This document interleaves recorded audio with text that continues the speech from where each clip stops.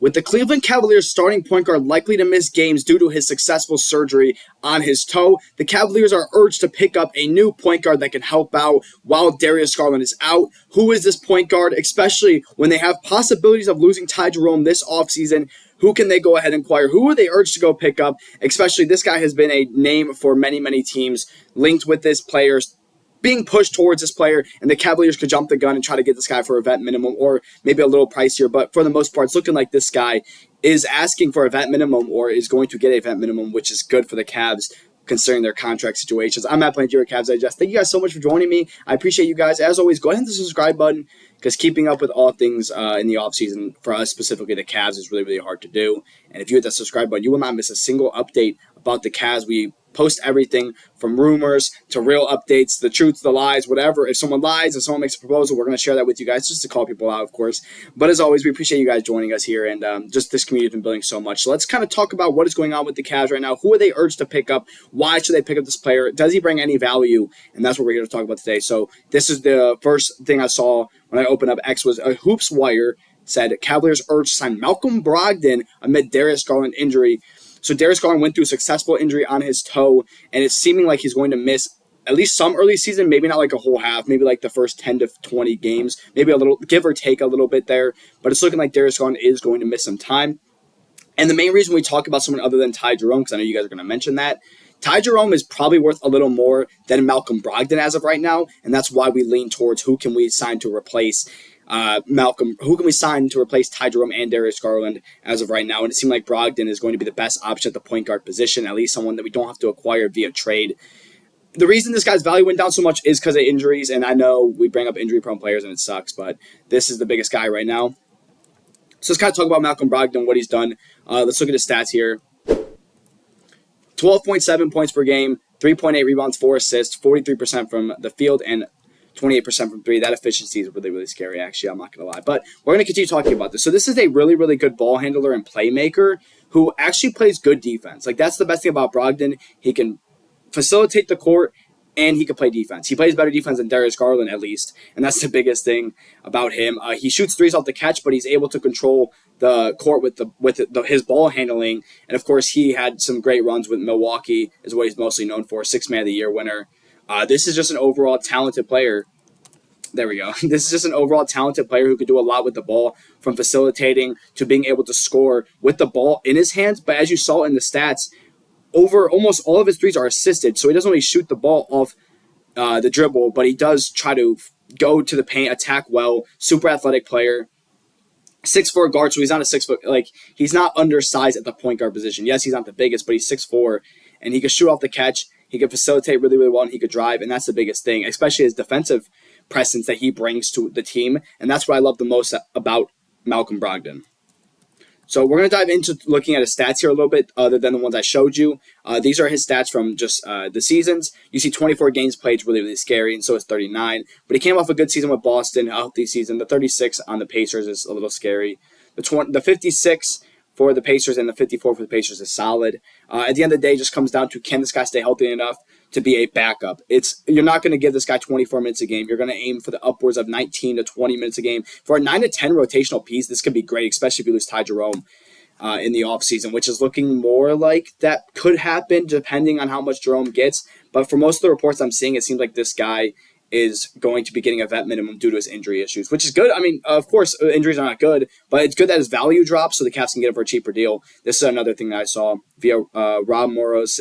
Anthony A_NBA tweeted this. The Cavaliers and Clippers are seen as potential suitors for 9-year veteran guard Malcolm Brogdon. You also get a veteran presence too, just someone that can maybe lead a team. He's a very, very good player, and that's at the end of the day, like, that's what matters the most. It just comes down to, can he stay healthy enough to be a backup piece, a 9 to 10 guy, rotational piece off your bench that you can use in playoff scenarios, which he has shown that he can play in the playoffs. He's not soft. He's a good facilitator, and he's a good defender, and that's what matters the most right now. So I personally love him. We're gonna dive into a little bit more about the reports.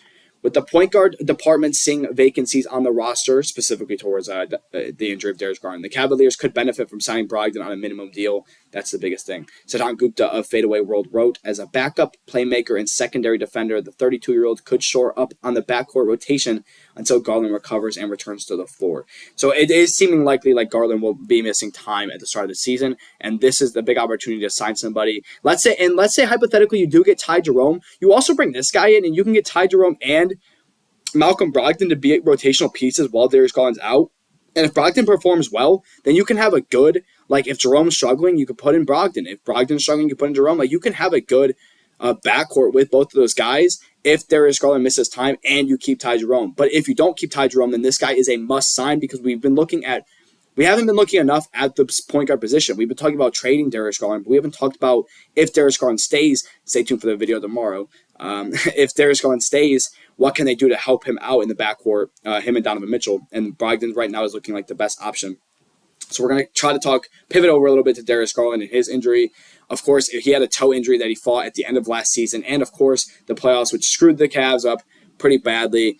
Darius Garland's obviously a great player who has had a lot of phenomenal performances for the Cavs. But at the end of the day, the biggest problem that he has compared to Brogdon is his defense. He has, I believe, a 114 defensive rating. And the problem, I'm going to say something big here. I'm going to try to break this down. Hopefully, I can break this down for you enough to understand. Darius Garland's defense is a big problem for the Cavs because Jarrett Allen, who is the only consistent rebounder on the Cavs, yes, Jarrett Allen is soft, and I've talked negative about him, but Darius Garland's lack of perimeter presence on the defensive side tires out Jarrett Allen so much, and it really, really leads to Jarrett Allen being forced out the paint and then having to crash down for rebounds. So I think Jarrett Allen's lack of performance in the playoffs and interior defense is due to the fact that he's consistently coming off to help when Mobley's on the opposite side, and it pulls Jarrett Allen at the paint to rebound. Jarrett Allen's the only true rebounder for the Cavs, and there's a couple guys. Of course, that's why I mentioned Domantas Sabonis, and a straight-up Darius Garland deal would be awesome for me personally, but some people disagree, of course. I personally would love to see someone else come to rebound to help Jarrett Allen out, but anyways, let's focus on Darius Garland. His defense really, really hurts the front court, and that's my biggest problem with him, is that the Cavaliers are forced to hide him, and then when teams find a way to beat it, like the 5-out that Indiana did, or New York just being super physical, or the Celtics just being significantly better last season, it leads to, just problems. And that's why I think Darius Garland is something that you need to address, and that's why you need a guy like Malcolm Brogdon who can bring so much to the court on the defensive side. This guy can be a secondary ball handler, which the Cavs desperately need, because when Darius Garland goes out from an injury, you need a ball handler, and that's the thing. Mitchell cannot be the only guy controlling the ball. Yes, we have DeAndre Hunter, who's a great player. Love DeAndre Hunter, but he's not a phenomenal shot creator with the ball in his hands. Donovan Mitchell's the only guy. Darius Garland's the only guy. But the only guy that should be consistently having the ball in his hands is Donovan Mitchell. And when you need someone else to dribble the ball, it needs to be someone more than Darius Garland, especially when Garland, who battled an injury last year and is going to miss time, likely due to his surgery. You need someone that can do that, and I believe that Malcolm Brogdon is the guy that can do that.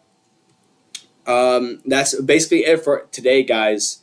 Just Malcolm Brogdon. What do you guys think about him? If the Cavs can get him for a vet minimum deal, I'm all for it. I would love this, especially with Garland missing time. But let me know what you guys think. You guys might disagree. Maybe the injury issues that we see, we find it here. Maybe the injury issues and lack of games played concerns you guys more than it concerns me. Because, again, I think that the heavy workload of 24 minutes as in his 9th year is a little too much. We can shrink that a little bit to 18 or 19, and we can get great minutes out of the guy. So that's my personal opinion. I would love Malcolm Brogdon. Let me know what you guys think. Would you guys love to see Malcolm Brogdon? If we can get him for a vet minimum deal, I'm all for it. But let me know what you guys think. Comment, like, subscribe, share these videos with your friends. And we're going to continue posting everything related to the Cavs. Me and Billy are pushing out as much as possible. So go ahead and join the community. And thank you guys for joining me today.